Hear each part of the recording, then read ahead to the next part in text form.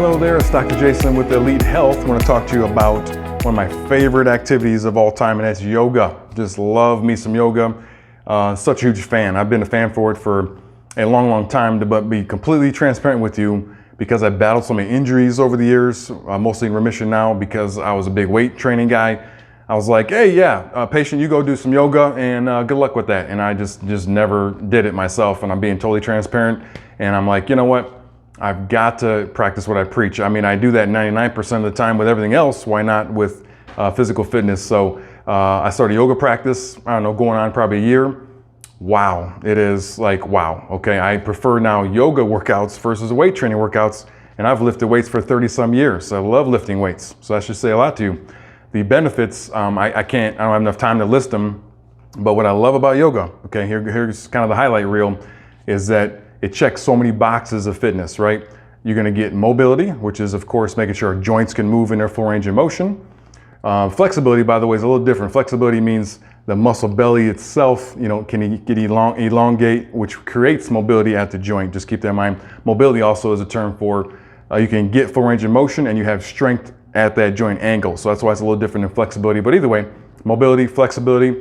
You've got breathing with yoga, it's slow typically, and so we're gonna really focus on that belly breathing. That's really essential.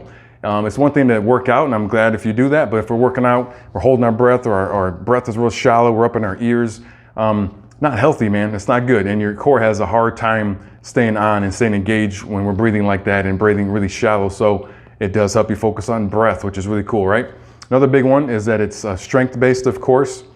So there are not many things out there that are flexibility and mobility and strength at the same time. A lot of times with weight training, you gotta lift your weights, then you gotta go stretch. And a lot of times they're like, I'm tired, I wanna go home, right? Well, with yoga practices, depending how you design it, you can get both at the same session. So I think that's awesome. It's scalable.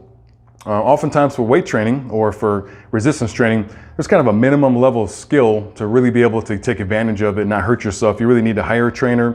You need to hire someone to at least study it for a while. You can't just jump in there and start lunges. If you have knee valgus, if your hip isn't stable, you could have some issues, right? So with yoga, you can start super beginner. I mean, just barely even the tiniest little itty bitty plank or something, right? For just hold it for a 1 count and then stand back up, right? You can scale it from the most disabled type folks that can barely move all the way to elite athletes. So it's very scalable, a lot more than weight training actually, and again, requires less entry-level skill. So I love it for that. Another big one is it travels really well, right? You literally need just you for yoga, literally. You don't even need clothes. Well, probably should have those on if you're at a hotel or something, but you don't need hardly anything for yoga, right? You can just, wherever, you pop out of your car on a rest stop somewhere, you get a little grassy patch, you wanna, take a break and get in some down dog or pigeon pose or do some planks, you can do it, right? Yoga is there for you pretty much universally. It's really cool. You're not dragging with your weights or trying to attach bands up to some area so we can get a workout going. Those are great, they have their place, okay? I'm not knocking them, but yoga is a little bit more versatile for that, right? Another big one is that it's inexpensive, right? To even bands, which are some of the least expensive gym equipment, you still gotta buy the equipment. You also have a place to safely anchor them, right? And yoga is pretty much just about free. If you have YouTube, you jump on there, try to find a practitioner that you resonate with. There's so many out there. I'm gonna let you find what works best for you, but be sure that you go into it easy, go slow. But it's so inexpensive, there's just no reason not to at least try it out.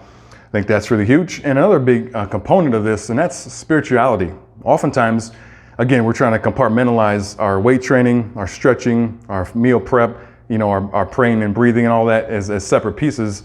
Except for meals, of course, yoga, you can combine all that into one practice, right? So you can get pretty spiritual with yoga. It's pretty cool. Once you kind of get that beginner kind of newbie thing out of the way after a few months and you feel a little more confident, you can hold some poses and really feel the muscles working, you can get spiritual with it and really start to feel your breath and really start to kind of go into that inner peace type space, which all the yogis like in India talk about. It's just amazing. So cool. Another big thing that we'll end on here for yoga, and that is that it's mostly isometric strength. Isometric strength in studies is one of the safest ways to build strength, especially from a beginner. You're just holding a position. Why is that so safe? Because if you fatigue, it's the muscle itself typically fatiguing, not the joint. With weight training, again, I still love me some weight training, but with weight training, if you overdo it dynamically, which means with too much force or you just kind of like compensate with other muscles, the joints can start to take the stress, and then we start getting a little achy and like, I don't know, man, my shoulder hurts, I don't know what happened. Well, with yoga, we're holding an isometric, okay? And the muscle belly is gonna take the brunt of the force, not the joint. So check out a yoga practice. You start slow, even 8 to 10 minutes, and go from there, build up, and I think you're gonna see huge benefit. All right, take care, bye-bye.